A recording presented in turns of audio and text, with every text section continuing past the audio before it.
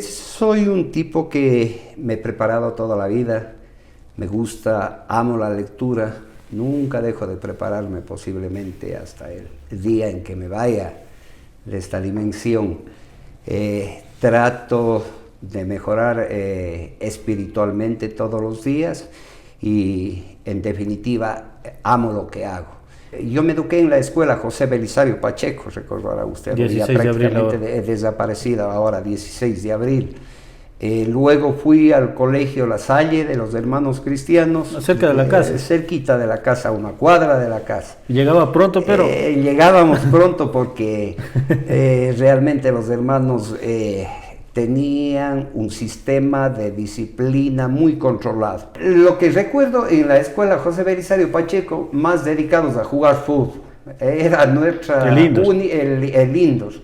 Ir a jugar a veces los fines de semana, de vez en cuando las canchas estaban llenas, íbamos al colegio franciscano. Y de ahí entre familia, los jueguitos tradicionales, recuerde usted a ver la culebra, el juego de la culebra, hermoso, ¿no? Usted escoge la especialidad de físico y ¿cómo se inclina por el derecho? Ya más me inclino por la facultad de Derecho porque tenía una ascendencia yo por parte de mi mamá, usted ya no debe haberle conocido. El doctor Luis Manuel González Rodas, que fue presidente del Consejo Provincial, fue asambleísta, fue un político, un hombre muy capaz, muy inteligente. El primer rector de José Peralta de Cañar, fue rector de aquí del Colegio Juan Bautista Vázquez, abogado. Y mi otro tío también, González Rodas, el doctor Horacio, que de coincidencia tenía aquí abajito, al lado de Wilito Rivera. Yo me inicio en un colegio, en esa época se llamaba Ezequiel Cárdenas, de Guapán. Ahora es Unidad Educativa Guapán. Pero ¿cómo se da este llamado? Tuve un año y medio. ¿Quién le dijo? Conversé con el rector de aquella época, Jorgito Cárdenas, y en efecto se había producido una vacante de nuestro común amigo, ex notario, Rolando Ruiz, abogado también. Entonces me tocó dar Jorge, converso con él, dice ahí está vacante, usted podría dar las materias sociales que siempre me han gustado, como le he dicho, me gusta leer bastante. ¿Cómo fue el primer día entrando a un aula y estar rodeado de 40 estudiantes? Sí, sumamente nervioso en un principio, porque como le digo, había tan poca diferencia de edad, pues no. ¿Qué le decía? La típica es la vacilada al profe, entonces, profe, qué chévere, que, etcétera, etcétera. Y usted colorado. Y uno se hacía colorado, pues. Tengo un hermano mellizo que trabaja en la empresa eléctrica y vea usted, estamos ya por cumplir los 60 años y pensando ya en la retirada para dar oportunidad a nueva gente, a nuevas ideas.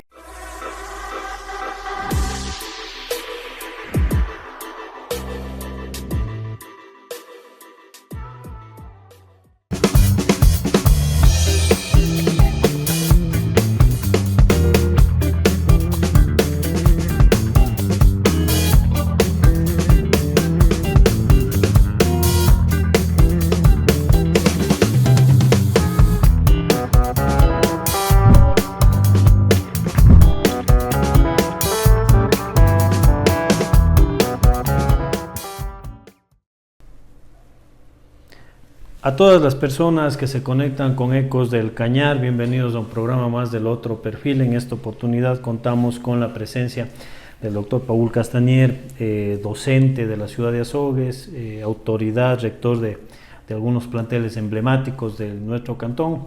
Vamos a conversar sobre su vida, sobre la educación y sobre Azogues especialmente, que siempre añoramos a nuestra tierra. Doctor, bienvenido, muchísimas gracias por aceptar nuestra invitación. Empecemos con una definición suya. ¿Cómo se define Paul Castañer? ¿Quién es Paul Castañer? Muy buenas noches, estimado Álvaro, y muchísimas gracias por la invitación para poder compartir con nuestra ciudadanía sobre qué es lo que piensa Paul Castañer. Soy un tipo que me he preparado toda la vida, me gusta, amo la lectura, nunca dejo de prepararme posiblemente hasta el día en que me vaya de esta dimensión. Trato de mejorar espiritualmente todos los días y en definitiva amo lo que hago. Laboralmente me siento un tipo afortunado, son 34 años que voy a cumplir en la docencia, de los cuales 14 como autoridad y 20 como docente, como profesor de aula, y realmente creo que di en el clavo en segunda ocasión. Me ha ayudado mucho, incluso usted sabe, mi título profesional terminal es doctor en jurisprudencia, dejé mi profesión, entré al magisterio y aquí me tiene, listo para contar nuestras vivencias hermosas y, por qué no, algunas vicisitudes que hemos pasado a lo largo del desarrollo de nuestra carrera. Castañer, un apellido tradicional y autóctono de Azogues. ¿De dónde nace? ¿De qué sector es? Así es. Mi abuelo, don Luis Castañer Alcher, fue francés. Él había sido el novicio lasallano, que se preparaba obviamente para ser hermano cristiano y, entre comillas, alumno del hermano Miguel en Premiá de Mar, España, en el año de 1910, viene a la ciudad de Azogues, deja su noviciado y se casa con mi abuela, doña Filomena Crespo Ochoa, y aquí tenemos pues la descendencia que vivimos únicamente en Azogues. Ahora muchos sobrinos y familiares que están viajando al exterior en busca de mejores días. ¿En qué sector nace usted? Yo nazco en la ciudad de Azogues, en el antiguo Hospital Homero Castañer Crespo, justamente ¿dónde es la policía? Donde ahora es la Policía Nacional. Un 24 de abril de 1966. Tengo un hermano mellizo que trabaja en la empresa eléctrica y vea usted, estamos ya por cumplir los 60 años y pensando ya en la retirada, para dar oportunidad a nueva gente, a nuevas ideas y para, en el caso de la unidad educativa Luis Cordero, a la que pertenezco, dar nuevos aires, nuevos respiros. ¿En qué sector crece? Yo prácticamente hasta el año de 1986, es decir, cuando tenía 20 años, viví en pleno centro de la ciudad, en las calles Sucre y Rivera Esquina, donde que hoy es Calzado Rutzita.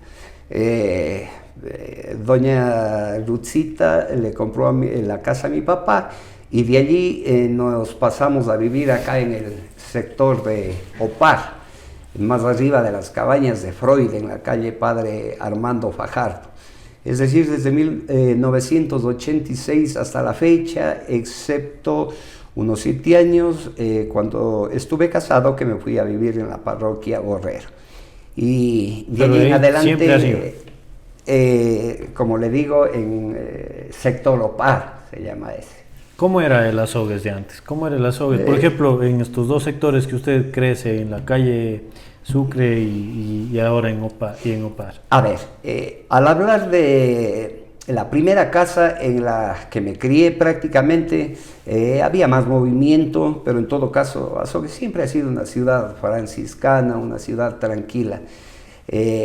No había el ruido, el tráfico que existe al día de hoy. Y era vecindad, no era barrio. Era ya la vecindad que no existe ahora, porque nunca podré olvidar, por ejemplo, la familia Machado, papá de nuestro buen amigo Luchito Machado, la familia Rojas Ventimilla, el señor Macario Cajamarca, maestro que nos cortaba el pelo, y el doctor Virgilio Saquicela, un poquito más hacia la parte occidental. Y verdaderamente fue una vida relativamente tranquila, una vida mucho más sana y en definitiva que nos llevó a crecer de una manera equilibrada y ha coadyuvado mucho obviamente para forjar ese carácter, la personalidad que tenemos en el momento. ¿Y a qué edad va a Opar? Subimos a OPAR cuando yo tenía 20 años, es decir, cuando ya era universitario. Yo me eduqué en la escuela José Belisario Pacheco, recordará usted, 16 ya prácticamente de abril desaparecida ahora, 16 de abril. Luego fui al colegio La Salle de los Hermanos Cristianos. Cerca de la casa. Cerquita de la casa, una cuadra de la casa. Llegaba pronto, pero... Llegábamos pronto porque realmente los hermanos tenían un sistema de disciplina muy controlado. Creo yo pues que parte de nuestra voluntad, de nuestro talante, de nuestra responsabilidad, los debemos a ellos. Si bien es cierto, tenían una línea dura de control, pero muy importante, gran exigencia. En aquella época, imagínese usted, yo me gradué en el año de 1985, egresamos solo 17 estudiantes. Y fue la época de oro de La Salle. No había muchos estudiantes porque el sistema de educación que había aquí, los colegios tradicionales, para varones Juan Bautista Vázquez, colegio técnico, bueno, Luis Cordero para mujeres. Entonces, realmente en aquella época no tenían miedo los muchachos porque sabían cómo era la forma de administrar la institución por parte de los hermanos españoles y, como le digo, realmente una de las cosas que doy gracias a Dios es que nos tocó vivir esa experiencia, ¿no? Que de alguna manera nos sirvió bastante. Pero, ¿cómo era la escuela en ese entonces, la José Belisario Pacheco? ¿Cómo era usted en la escuela? A ver, en la escuela José Belisario Pacheco le cuento que fui un muy buen estudiante. Yo fui el primer escolta de la bandera. Recuerdo muchos profesores, la mayor parte del tiempo, excepto que parece que me equivoqué un poquito en el colegio en la elección de, mejor dicho, más que equivocarme, en La Salle había solamente las especialidades, recordará usted en esa época, físico, matemático, químico, biólogo. Y la vida me dio la razón porque primero fui doctor en jurisprudencia y después me capacité y me formé ya como docente, ¿no? Entonces recuerdo el señor Nelson Izquierdo, el director de la Pacheco, señor Ramírez, que vive todavía, él debe estar ya, qué sé yo, cerca de los 95 años, profesores que dejaron mucha huella en nosotros, por ejemplo, Romancito Arízaga, como le decíamos, la señorita Raquel Mogrovejo, que ahora vive en Quito, licenciado Leonardo Mogrovejo y muchísimos más. Fue otra época, fue otro tipo de educación y en definitiva compañeros, ¿quiénes eran los compañeros de la escuela? A ver, de compañeros de la escuela que les debe conocer a ustedes, obviamente empiezo por mi hermano mellizo, Mauricio. Tenía a Blasco León Palomeque, Ariel León Mendieta, de los que viven en Azogues, Neptalí Romero, Upón. Tenía también, ellos viven en Quito, Javier Ríñiguez, Lenín Abad Ávila, de hogares netamente azogueños. Fue una, Homero Villacrés, que de Dios goce, fue una hermosa experiencia, como le digo, evocar esos años, realmente uno lo mira, lo describe con nostalgia, porque quizás fue la etapa más feliz de nuestras vidas, de escuela y colegio. Así es. ¿Qué hacían? O sea, además de estudiar, porque eso era la obligación. Lo que recuerdo en la escuela José Belisario Pacheco, más dedicados a jugar fútbol. Era nuestra... El Lindos. Ir a jugar a veces los fines de semana, de vez en cuando las canchas estaban llenas, íbamos al colegio franciscano. Y de ahí entre familia, los jueguitos tradicionales, recuerde usted, a ver, la culebra, el juego de la culebra, hermoso, ¿no? ¿Qué más jugábamos en aquella época? De pronto en la casa de los amigos, muy poco nos dejaban ver televisión. No había mucho. Recuerde usted, prácticamente la televisión estaba recién llegando a nuestro medio, entonces creo que se ocupaba el tiempo de buena manera. Y no nos dejaban con mucha facilidad nuestros papás tampoco dejar que salgamos de la casa. Y se respetaba mucho en el horario. ¿Se come a la 1, 2 de la tarde o a las 7, Por 8 de la noche y el que no una llegó? educación tradicional y conservadora por excelencia. Un respeto y una reverencia a las decisiones del padre y la madre y de las personas mayores en general. En ese sentido la vida ha cambiado mucho y ya más adelante estaremos medio analizando cómo ha sido la dinámica en aquella época y cómo ha ido transcurriendo. Y sus papás de mano dura. Le comento, tengo el más hermoso recuerdo de mi papá. Nunca en la vida, parece que una sola vez recuerdo que me dio un manotazo por alguna travesura que cometí. Parece que era alguna mala nota. Ellos tenían mucho, recordará usted, ponían mucho énfasis en las notas que sacábamos. Esta vez fue en el colegio, ¿no? Entonces, como le dije, de pronto no le considero como error, sino mejor hasta cierto punto un apresuramiento. Como el Colegio de La Salle ya empezó a tener su connotación, su trascendencia, entonces no había las especialidades sociales y obviamente física, química no me gustaba mucho, pero bueno, eso nos obligó a prepararnos más y nos ha servido en lo personal, en matemática, por ejemplo.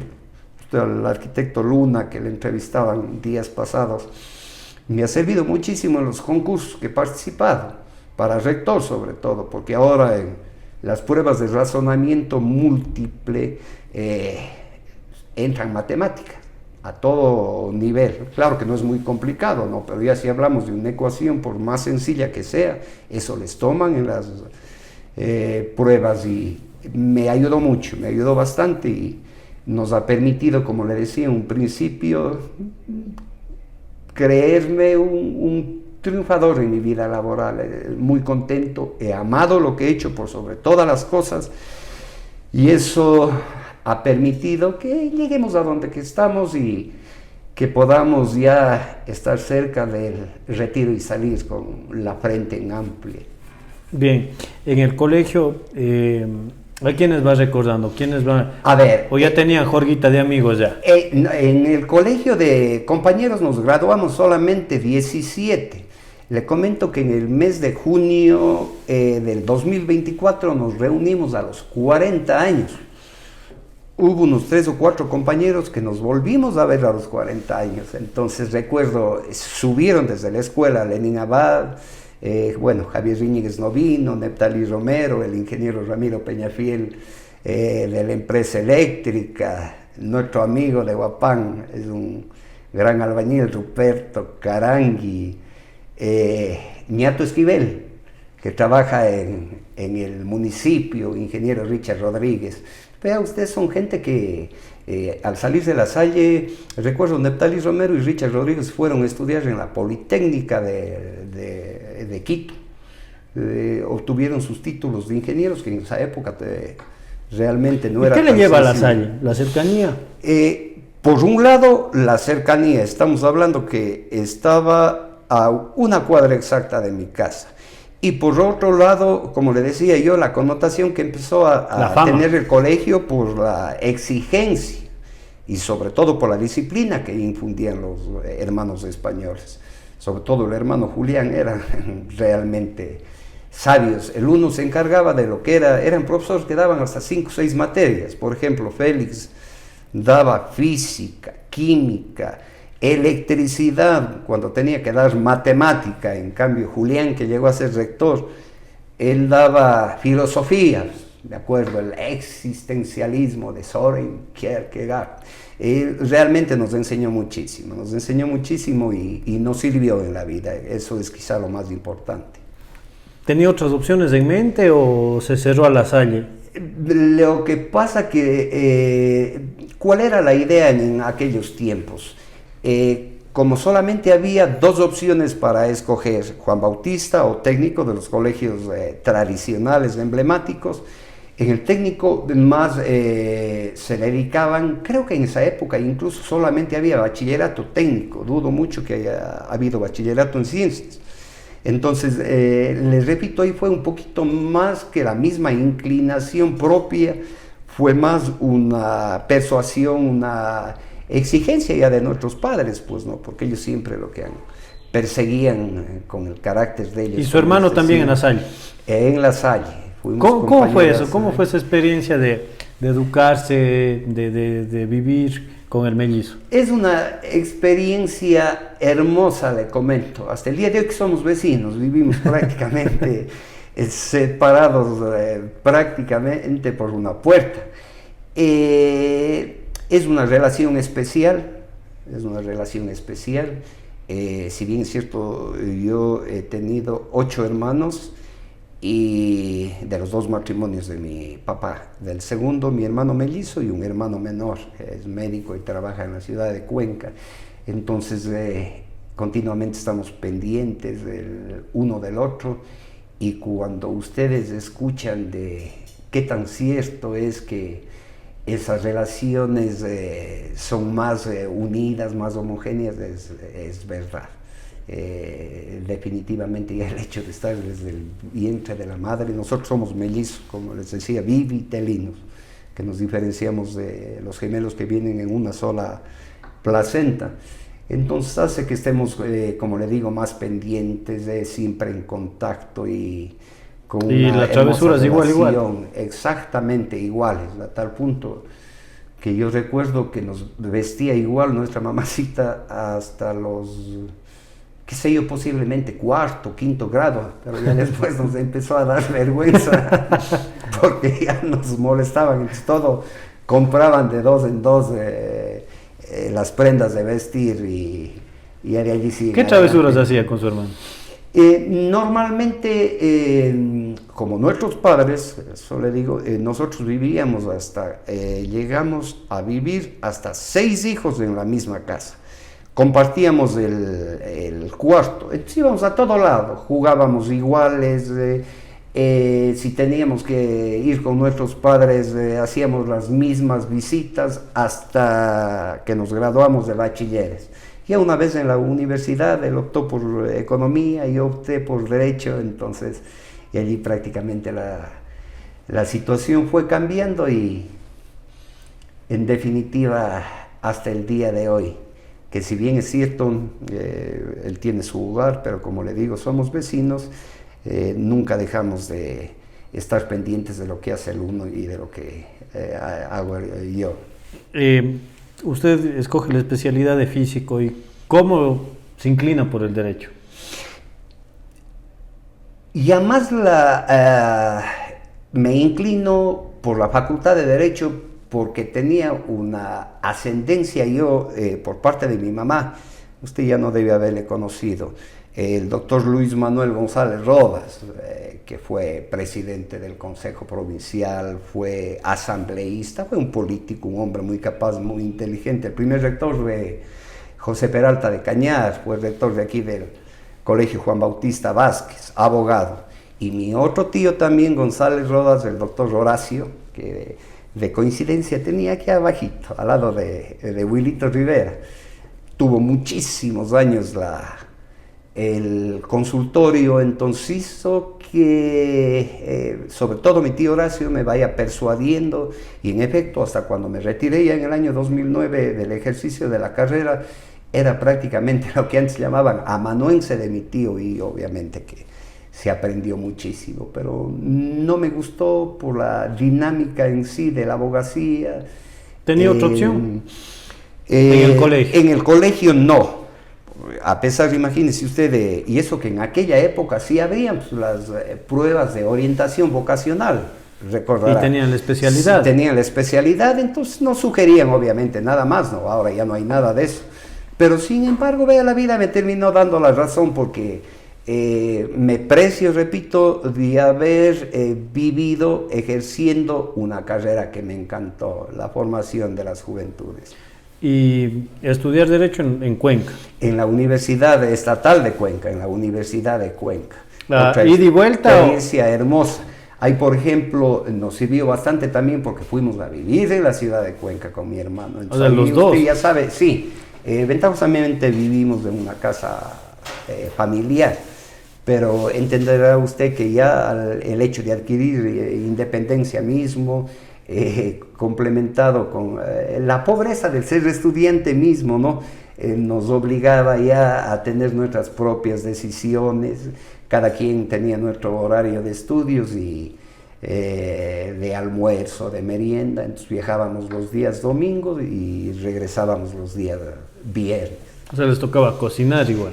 No, nunca olvidaré, nos andábamos cambiando de salón por muchísimas ocasiones. El Raimipamba, por ejemplo, ahí comimos, qué sé yo, 1 o 2 años, que ahora es un restaurante famoso. Normalmente escogíamos por el centro, porque yo vivía en la calle Miguel Vélez y Miguel Heredia, a la vueltita del Parque de San Sebastián, entonces, y medio cerca de la universidad. Bajábamos, recuerdo, por la Plaza del Carbón hacia la Universidad Estatal y gracias a Dios logramos conseguir el título. ¿Y cómo era vivir en Cuenca? ¿Dejar Azogues pequeño? Muy complicado, porque la nostalgia, en primer lugar, recuerde usted que nosotros en aquella época también nuestros papás nos cuidaban mucho y vivíamos siempre apegados a ellos. Entonces ya el hecho mismo de ir a estar los 5 días de la semana en Cuenca, estábamos contando los días para que se haga viernes tarde y poder regresar, pero les repito, trascendente a la vez, porque nos enseñó a independizarnos, a tomar nuestras decisiones. ¿Pero hacían juergas también de vez en cuando? Por supuesto que sí. Ayer, en cambio, ya cada quien con su grupo. Yo siempre con el grupo de azogueños, sobre todo de Derecho y de Economía. ¿Quiénes? Vecinas.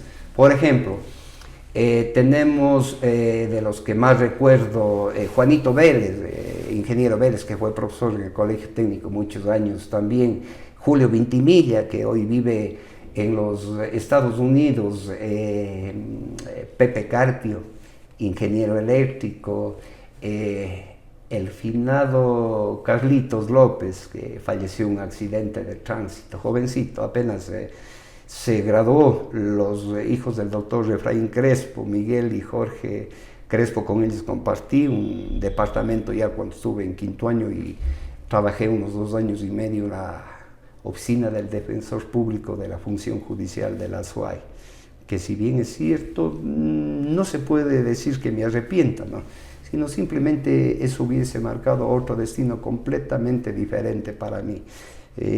Uno se acostumbra a coger los sueldos y queda de lado el estudio pasó como después. un año y medio de que no me graduaba, entonces tuve que renunciar, enseguida me gradué y ahí es que decido en el año 94, un poquito después, dedicarme a la docencia. Usted estudia Derecho pensando ejercer en realidad, o sea, ser abogado, sí, tener su oficina, su consultorio y litigar. Le comento que yo ya trabajaba con mi tío desde que un buen tiempo, ya debía haber sido desde 3er año, 4º año, ahí sí ya empecé a viajar como amanuense todos los días. O sea, iba a estudiar y venía a trabajar. Claro, tenía clases en Derecho, teníamos el horario en aquella época, recuerdo, de 7 a 10 o de 7 a 11 y en la tarde de 5 a 8. ¿Compañeros? En la Facultad de Derecho, a ver, de compañeros, Fernando Ruiz, ex profesor del Colegio Juan Bautista Vázquez. Teníamos también de compañeros, la mayor parte viven en Cuenca y son de Cuenca. De ladito en otros paralelos, Gonzalo Belecela, Juan Calderón, que vive ahora en la ciudad de Cuenca. Muchísimos amigos. Ahí recordará usted, no sé si alguna vez vivió en Cuenca, entonces nos molestaban los cuencanos a los azogueños, pero los achucos. Empezamos a los achucos, con los cachos, con las bromas, empezamos a hacer una muy buena amistad y en efecto, cuando nos encontramos a los cuantos años, varios de mis compañeros de este rato son ministros, jueces, son jueces, lo que tal vez hubiera podido ser yo si es que no renunciaba en el año 1992. Pero la vida es así. ¿Y usted empieza de qué edad a ser amanuense de su tío? Yo más o menos a los 21 años. A los 21 años. ¿Y el amanuense es lo que comúnmente se conoce, el que da llevando los papeles?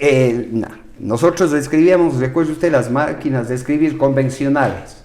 Entonces él, como ya tenía su edadcita, nos dictaba los escritos. Entonces vea usted esa hermosa oportunidad para aprender, aparte de escribir, a redactar. Y la ortografía también al mismo tiempo. Y a argumentar entonces, los casos. Argumentar, pero ¿qué argumentos? Usted vea los alegatos de aquella época, ¿cómo eran? Recuerdo mi finado tío, de lo mejor que hubo en derecho civil, sobre todo posiblemente aquí en la provincia del Cañar, en aquella época, de entre los mejores. Ellos se preparaban, leían libros y estudiaban obviamente de jurisprudencia, y qué alegatos de 4, 5, 6 hojas. Ya después, cuando yo me retiré, ya empezó a cambiar el ejercicio de la profesión y no me gustó mucho. Y usted, trabajando con su tío, indica que tiene la oportunidad en el Azuay, en la Defensoría Pública, también siendo estudiante. A ver, eso fue cuando estuve en 5º año ya. Allí me voy a vivir en Cuenca y también venía los fines de semana. Entonces se va a vivir ahora por trabajo. Por las cuestiones de trabajo. ¿Cómo sale esa oportunidad? Eso, recuerdo, esa oportunidad salió cuando el doctor, se me va el nombre, hermano de mi tía política, Teresita Muñoz, viuda de mi tío Homero Casanier Crespo, doctor Muñoz Falconi, estuvo de ministro de la Corte Suprema. Entonces hubo la posibilidad, como yo ya estaba prácticamente viviendo en Cuenca, se presenta la vacante, se crea la oficina del defensor público. Recuerdo, a nosotros nos dieron una oficina con mi jefe, le ha de conocer usted, el doctor José Orellana Calle.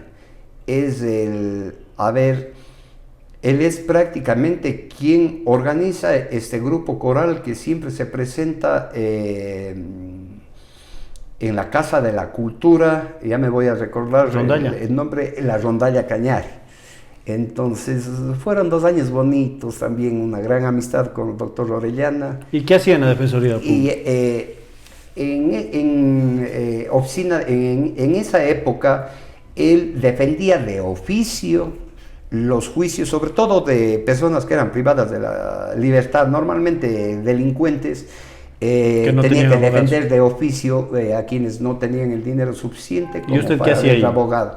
Entonces yo era el auxiliar del doctor Orellana, tenía que ir a dejar los escritos, cuando él se tenía que ausentar, de pronto uno ya pasó, después ya me hice, ya egresé, entonces uno empezó a soltarse ya como profesional. Ahí lo más complicado era, recuerdo, Cuenca ya es una ciudad grande, en aquella época también. Entonces, a veces 3, 4 veces irme desde la oficina, estaba ubicada en los bajos del Hotel Crespo, ¿no?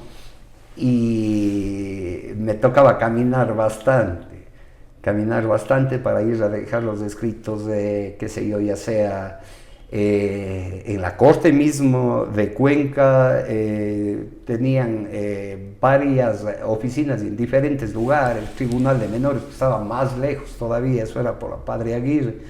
Y como comúnmente se dice, a pata.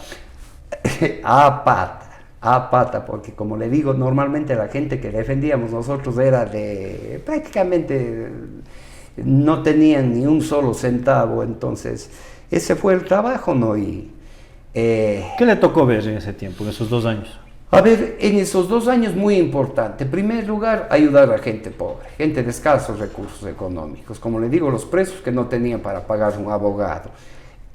Madres solteras que no tenían para demandar las pensiones alimenticias.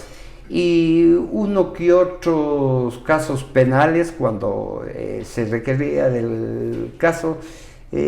Fue un puesto relativamente tranquilo, como le indico. El único problema de que uno tenía que, en definitiva, estar andando a pie y si era cansadito. A veces mandas 3, 4 viajes en un día, imagínese usted lo que es. Terminaba muerto la jornada. Y termina la universidad, ejerce la profesión. Ya, yo termino la universidad en el año de 1991, me gradúo por esa situación que le comentaba, yo renuncio en el 92 y empiezo a ejercer en el 93. ¿Aquí en Azogues? Sí, el doctor Horacio González. ¿En la oficina conjunta? En la oficina en conjunto. ¿Cuál es su primer caso como abogado? A ver, el primer caso que tuve yo como abogado, recuerdo, fue un juicio ejecutivo en aquella época. Era más o menos 95, era en Sucres todavía. No, me decía mi tío que ya empieza a abrirte vos también un poquito ya medio solo. Ya esté conocido. Exactamente. Suéltate al mundo. Entonces ya tienes que empezar a soltarte y en efecto, así fue. Los casos ejecutivos eran más fáciles porque tenían una letra de cambio de por medio para comprobar la deuda. Ya más adelante nos fuimos adentrando en casos civiles, pero prácticamente solo yo ejercí solamente un año. Cuando ya estaba bastante mayor y tuvo que retirarse por motivos de enfermedad. Yo en el 94 entro en el magisterio, en el colegio de Huapán, pero un año y medio. O sea, usted deja de ejercer la profesión porque su tío también ya se retira. Se puede decir que sí. Se puede ¿O decir qué le motivó a dejar de ejercer el derecho? Sí. No me gustó el ambiente, de ser abogado, en el sentido de que usted tenía que estar lidiando a diario ya con el problema mismo de la administración de justicia. Recordará usted, si bien es cierto, antes se puede decir que en Azogues había mucha honestidad, ¿no? Entonces, a veces tenía que ganar un juicio, a veces tenía que perder, cómo lo tomaban los clientes. Y créase que le digo una cosa, cuando uno de pronto más honesto es y menos quiera perjudicar a los clientes, es hasta cierto punto, nunca ha sido tan bien visto. Porque ya después usted va viendo que hay clientes que dicen, este abogado al ser bueno, dependiendo de cuánto le cobre. Entonces ya uno se empezó y uno no sabe a dónde va el dinero que cobra. Hacia dónde va. Entonces, ya no me gustó. Fueron pocos años y en el 94, ¿Y cómo se da la oportunidad de ingresar al magisterio, como se dice? Porque como y teníamos tiempo en aquella época, recordará que el magisterio eran solamente horitas o más. Usted tranquilamente daba 4 horas, podía ejercer la profesión. Entonces yo me inicio en un colegio, en esa época se llamaba Ezequiel Cárdenas, de Huapán. Ahora es Unidad Educativa Huapán. Pero ¿cómo se da este llamado? Tuve un año y medio. ¿Quién le dijo? Conversé con el rector de aquella época, Jorgito Cárdenas. Y en efecto se había producido una vacante de nuestro común amigo, ex notario, Rolando Ruiz, abogado también. Entonces me tocó dar Jorge, converso con él, dice ahí está vacante, usted podría dar las materias sociales que siempre me han gustado, como le he dicho, me gusta leer bastante. Y ya pues ingresamos, al año y medio vengo al colegio Luis Cordero y hasta el día de hoy, son 34 años como le decía. O sea, un año y medio en Huapán y cerca de 25, 26 en el Luis Cordero. A ver, sería un año y medio más 6 en el técnico, 7 y medio. En el Luis Cordero prácticamente voy a ir pasando 2 en la función judicial, 9, voy a ir pasando 24 años, casi 25 años, faltando unos pocos meses. ¿Cómo fue el primer día dando clases? Porque, a ver, algo nuevo, lidiar con la gente, pero ya dar clases y en una escuela, un colegio de una parroquia grande como Huapán. Le cuento que la primera materia en Huapán di algunas materias, todo lo que tenía que ver con estudios sociales. En esa época había una linda materia, recuerdo, economía política, los modos de producción. Ahora ya ni siquiera hay esas materias muy importantes. filosofía. Nosotros en la Facultad de Derecho dábamos todos los exámenes durante los 6 años de vida estudiantil, orales, entonces eso facilita a que usted vaya aprendiendo a desenvolverse, entonces se hizo relativamente fácil. ¿No hubo nervios el primer día? Y de pronto siempre, usted sabe que todo lo nuevo nos produce expectativas, entonces nervios normales, hasta conocer a los compañeros profesores, ya algunos eran amigos, y se hizo relativamente fácil y ahí fuimos tomando gusto. Usted sabe que la carrera de docente, lo que siempre decía, no sé si le llegó a conocer muy posiblemente, vive todavía en la ciudad de Guayaquil, debe estar en unos 90 o 91 años, mi primo hermano, el doctor Jorge López González, el Loco López. Entonces, él decía pues, no, que es un mundo fascinante y la única carrera que nos pagan para aprender. Y en efecto fue así, y ha sido toda la vida así. Porque usted en la docencia, ya sea como docente, con autoridad, con mayor razón, nunca deja de aprender. Siempre estos son procesos que están evolucionando continuamente. Por ejemplo, entre otras cosas, lo que es la informática. Tecnología. Muy posiblemente usted de abogado no hubiera aprendido lo que yo he tenido que aprender de rector de la institución. No, entonces el manejo de la tecnología y todo ese tipo de cosas. ¿Y cómo era usted de profesor? Ese año y medio, ¿cómo se fue formando? Porque joven, relativamente joven para dar clases. Yo estuve de 27 años, de 27 años entré. Decía el licenciado Bolívar Luna, yo me parecía hasta menor que mis alumnos. Claro, en este caso, imagínense, son 10 años mayores nomás a los estudiantes. Entonces... Pero, ¿cómo era esa experiencia en un colegio? Hermosa, siempre he tenido, por eso le decía que yo tengo el privilegio de decir que hago las cosas con amor, ¿no? Para mí el tiempo pasa volando, porque tengo ¿Cómo se hacía respetar? Trabajar. No se necesitaba ser bravo o no, usted les daba confianza, toda la vida les he dado confianza a los estudiantes, pero hasta cierto punto, y a usted nota, son adolescentes, son muchachos que están en procesos de maduración de las diferentes hormonas que tiene el cuerpo humano. Entonces uno les hablaba y les hablaba bastante, y le digo, gracias a Dios, se dejó querer por los estudiantes, ¿no? Ya después más aún chicas, mujeres que eran... ¿Y cómo era ese cambio? ¿Cómo fue ese cambio? Huapán, la parroquia Huapán, colegio mixto a un colegio solo de mujeres. Justamente, Álvaro, esa fue una experiencia muy bonita, ¿no? Y de las anécdotas que siempre comento. En el colegio de Huapán, con cursos de 12, 13, 15 estudiantes, llegar a Luis Cordero, en esa época que yo llego era solo de mujeres. Con 40. Yo llego en el 95. Con 40 mujeres. Con 40 mujeres, y dándoles filosofía. Entonces ya puede imaginarse que ahí sí uno que tenía que ir medio bien preparado. Y con tino.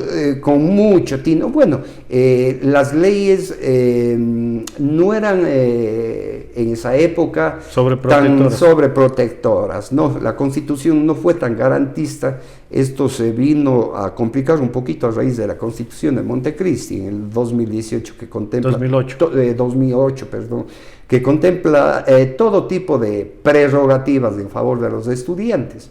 Entonces fue una experiencia muy simpática. Durante los años que fui profesor en el Luis Cordero, daba las materias de filosofía, después me cambio a literatura, que me enseñó. ¿Cómo fue el primer día entrando a un aula y estás rodeado de 40 estudiantes? Sí, sumamente nervioso en un principio, porque como le digo, había tan poca diferencia de edad, pues no. Entonces de pronto, usted sabe, las chicas están en una edad en que muchas veces no medían la consecuencia de sus actos o de sus palabras. Entonces nervioso. ¿Qué es lo que le pasó? En principio, uno, como se dice vulgarmente, medio acholado.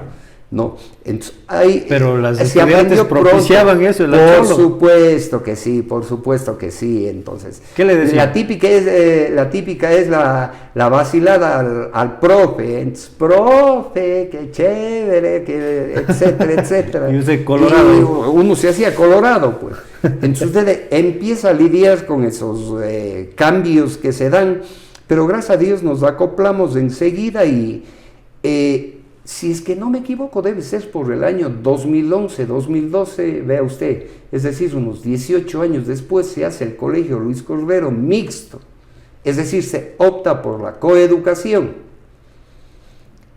y acostumbrarse a lo que estaba enseñado a trabajar solo con señoritas, que sea como sea, eran más suavitas. Y no les levantaba la voz. ¿Usted cómo era de profesor?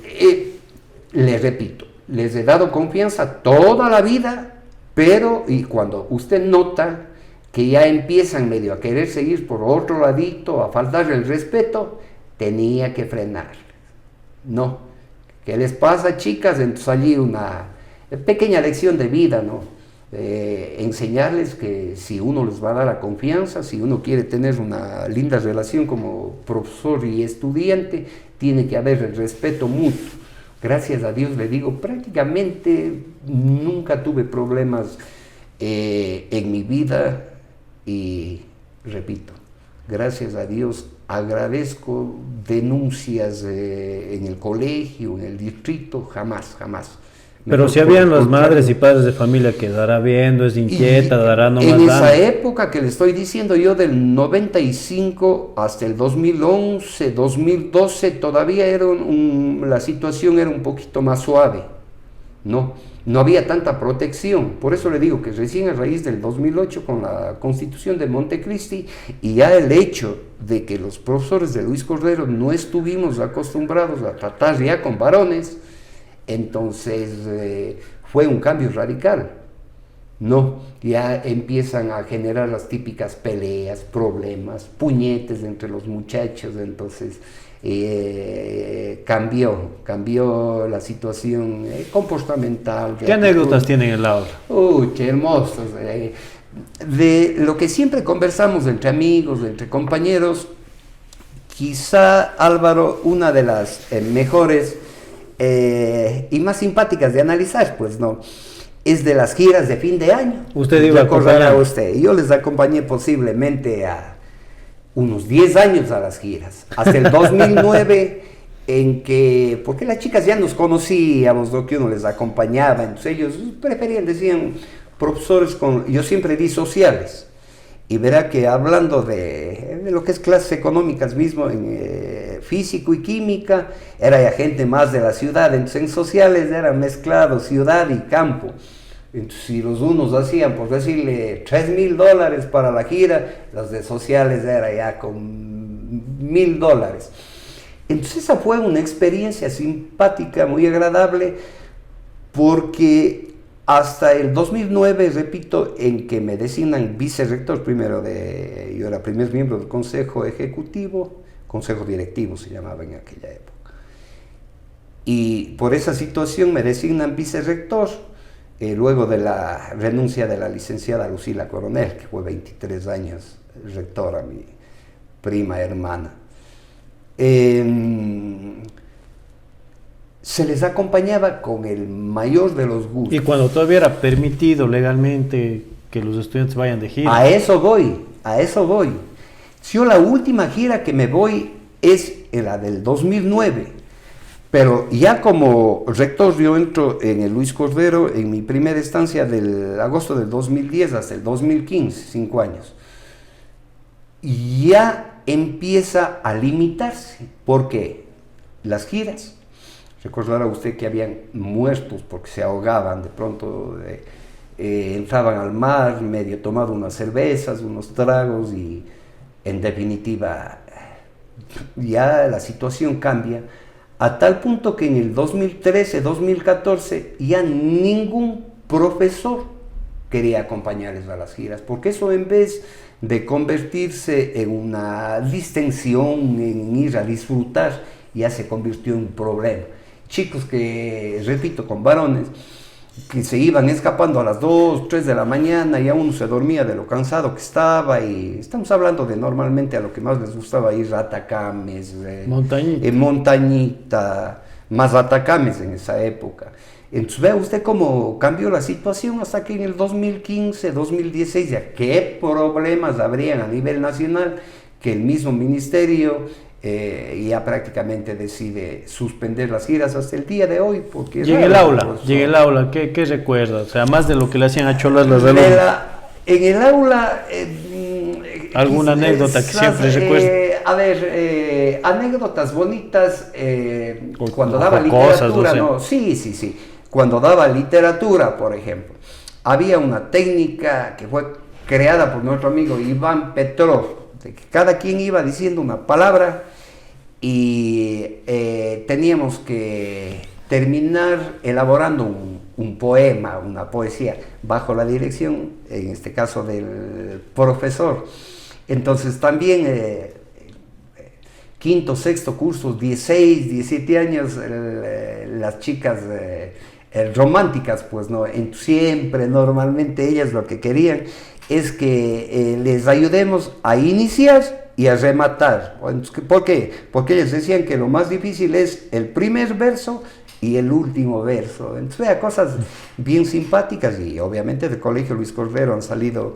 ¿A quiénes recuerda de estudiantes, de alumnas? De alumnas... Y que de pronto estén en curso público, no sé. Exactamente. Digo, he tenido tantas estudiantes, bueno, normalmente uno de este rato recuerda a las últimas, ¿no? Pero entre ellas, por ejemplo, Gabriela Palacios, vive ahora en la ciudad de Cuenca. Han habido cursos muy con chicas muy destacadas, ¿no? María Alejandra Aguirre, profesora en la Universidad Católica. Tenemos Marjorie Ortega, Fernanda Sarmiento,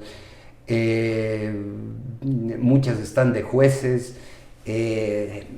La doctora Verónica Toledo, a ellas, por ejemplo, yo les daba filosofía. Entonces muchas chicas de aquella época este rato ocupan cargos públicos muy importantes. Y pasa esa forma de educar ya con la Constitución, como usted dice, y ¿qué cambia ya en usted, por ejemplo? ¿Cómo irse cambiando ese chip? A ver, allí, y quizás es lo más difícil, ¿no? Hacer entender a profesores y estudiantes. Eso lo pude entender yo enseguida, porque obviamente me formé como doctor en jurisprudencia. Pero usted tenía que hacer entender, sobre todo a profesores, repito, acostumbrados, que un sistema que se puede decir que nunca fue draconiano, ¿no? Un sistema que nunca fue demasiadamente fuerte, pero pasar a hacerles entender que los conflictos empezaban a solucionarse. Incluso hasta el día de hoy tenemos formas alternativas de solución de conflictos a través del diálogo, ¿no? El sistema, y esto fue a nivel mundial, se dieron cuenta que a través de sanción, vaya 5 días fuera de la institución, usted le considera eso como sanción. Los chicos que cometían o chicas que cometían las faltas le tomaban eso como premio, porque iban a descansar. Entonces mandaban a los papás para que reciban las tareas. Entonces el sistema educativo se da cuenta que eso no mejoró en nada, porque seguían aumentando todo tipo de contravenciones, digamos, de problemas en las instituciones educativas. Entonces ahora se trata de arreglar todos los problemas, obviamente excepto ya que sean casos mayores que tienen que ser judicializados, a través de mecanismos alternativos, conversación entre pares. A ver, vayan a conversar los dos. Si no da resultado ese, lo que más se aplica es la conversación entre los chicos con un profesor, normalmente el profesor tutor y el DES. O finalmente ya una instancia superior, que puede ser el mismo rector, el consejo ejecutivo, ya cuando se trata de conflictos a veces entre compañeros docentes. Entonces no es fácil, repito, hacer entender eso, que la Constitución, al ser garantista, en nombre, tendríamos 2 programas enteros para analizar esto, de la evolución del pensamiento del ser humano, y entonces cometen cualquier tipo de falta. No, ya por poco expulsión. No es fácil, no es fácil, tendrían que tener una formación, por un lado. Y por otro lado, como se repiten casi todos los días los inconvenientes, imagínense usted en que va a quedar la inspección o el rectorado, en comisarías educativas que se pongan solamente a estar tramitando y resolviendo los procesos. ¿Y qué tal la experiencia de ser autoridad educativa? Duro, muy duro. Quizá una de las, casi seguro digo yo, ¿no? Una de las funciones más difíciles que puede tener el ser humano es manejar talento humano. Cada quien con su mundo, cada quien con su vida, cada quien con sus problemas, y es muy complejo, muy complicado. Yo lo tomo mejor desde el punto de vista positivo, en que nos enseña a ser pacientes, ¿no? A madurar, a tener una escucha activa, a ser asertivos, a conversar, a dialogar, ya sea sobre todo con docentes y con padres de familia también. ¿Y la experiencia en el Luis Rogerio González? Muy bonita también, muy bonita. Si bien es cierto, frente a los 20 y pico de años que he estado en el Luis Cordero, relativamente tranquila. Usted sabe que en aquella época el Luis Rogerio González estaba en un proceso de evolución, se podría decir. Fue la época en que ya empezaron a salir los profesores de antaño, y en que yo estuve en el Luis Rogerio González desde el año 2015 hasta el 2021. Nos permitió trabajar bien gracias a la cooperación, a la colaboración de los compañeros, de las autoridades sobre todo, ¿no? Ahí le tuve de vicerrectora a la licenciada María Luisa Valdivieso, que se ha de acordar usted, si es que no me equivoco, parece. Mi profesora de estudios sociales. El licenciado Carlos Sevilla, mi profesor de educación inspector física. general en un principio, que de Dios goce, un buen amigo, un caballero, Marco Beltrán. Entonces ve usted el hecho de esos cambios, de conocer a nueva gente, una nueva dinámica, nuevo tipo de padres de familia, nuevo tipo de estudiantes, permitió acrecentar un poquito más nuestra formación y tratar de buscar siempre los mecanismos de resolución pacífica de conflictos. Esa es la labor de un directivo ahora, y obviamente estar siempre pendiente de las auditorías, porque cuando nos caían auditoría era un mes de sufrimiento. Doctor, para ir finalizando, usted nos contaba que aspira y espera el próximo año ya acogerse a su jubilación, al descanso. ¿Se siente realizado con todo lo que ha hecho en su vida? Totalmente. ¿Le falta algo por hacer? Totalmente, Álvaro. Créase que es una gran satisfacción, siempre lo repetiré hasta el día en que salga de la institución. Yo me estaría acogiendo al derecho de la jubilación, si Dios así lo permite y no cambian las cosas, del 31 de julio del 2026. No, dado todo de mí, ese valor agregado es muy importante. Solo los que hemos sido autoridades podemos entregar ese granito de arena de más, y haber tratado de arreglar la cantidad de problemas que se presentan, sobre todo en la actualidad. Y hemos conversado, ahora son bastante complicados, obviamente que no todos, no, pero lo que antes eran la excepción, ahora ya le ponemos mitad. Los padres de familia, muy exigentes, ellos no se dan cuenta que las autoridades tenemos que pensar en función de autoridad.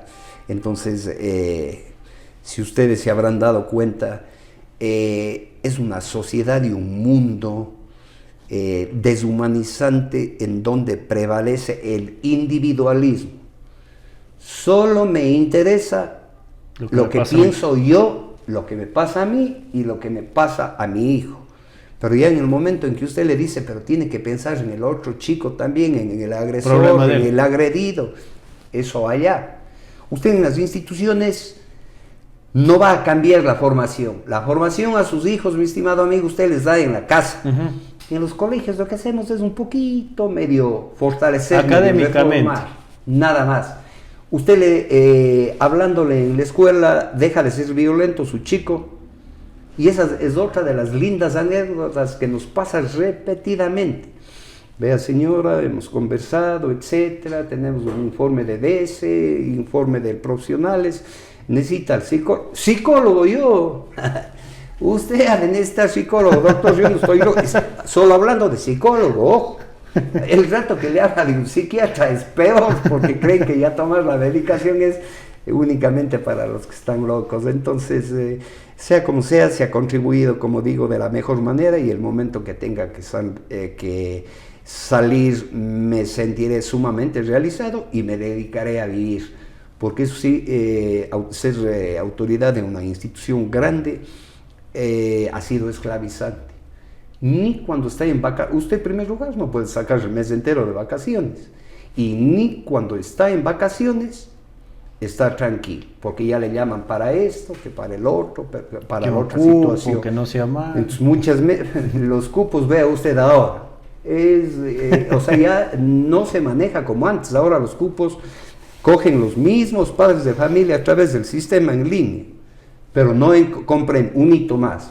O sea, siguen creyendo que se acuerda el librito de registro, recordará usted, un hito más, y no es así. Entonces, duro, complicado, pero les repito, saldré completamente realizado. Y me preguntan siempre, ¿y ahora qué vas a hacer? Yo les respondo, a vivir. Y realmente uno se dedicará a vivir. ¿Cómo se ha sentido, doctor? Le digo muchas gracias, mi estimado Álvaro. Ha sido una conversación muy amena, muy bonita. Nos hace regresar al pasado y por sobre todo recorrer por las vivencias más lindas que tuvimos. Y yo creo que es gratificante, y ya sabes, siempre estamos a las órdenes, más aún cuando hablamos de educación. En algo contribuiremos para tratar de mejorar el sistema educativo. Muchísimas gracias al doctor Paul Castanier, gracias a todos, que tengan una muy buena noche, nos vemos la próxima semana.